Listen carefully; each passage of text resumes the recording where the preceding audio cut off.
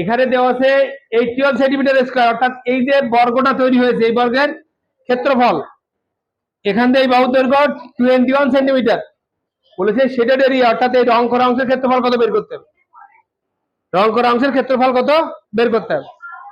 তো আমরা ইজিলি কিভাবে করতে পারি দেখো, প্রথমত এই যে বর্গটা আছে না, এই বর্গের মনে করো বাহুর দৈর্ঘ্য এক্স, ঠিক আছে, তাহলে এখানে ক্ষেত্রফল কত দেওয়া আছে 81, তার মানে এখানে আমি x into x equal to 81 পাই কিনা, বা এক্স স্কয়ার, তাই তো, ইকুয়াল টু 81। অতএব এক্স ইকুয়াল টু কত পাবো বলো তো,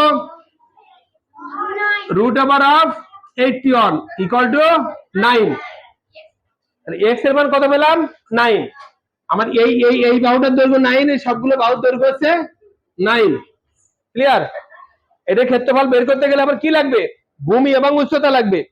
তো এইটা তো 9 পেয়েছি, এটা 9 মানে এটাও 9 পেয়েছি, আমার এইটুকু দরকার।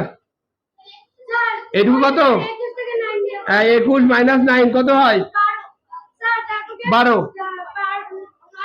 তাহলে এখান থেকে এটুকু আছে 12 সেন্টিমিটার,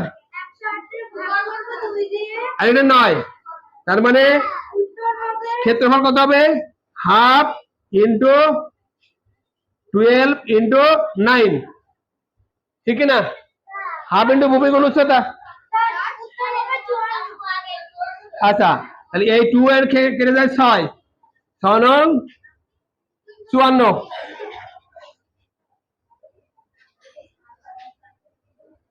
তার মানে আমি ক্ষেত্রফল কত পেলাম, কত পেলাম বলো, 54 সেন্টিমিটার স্কয়ার। ঠিক আছে, বুঝতে পেরেছো?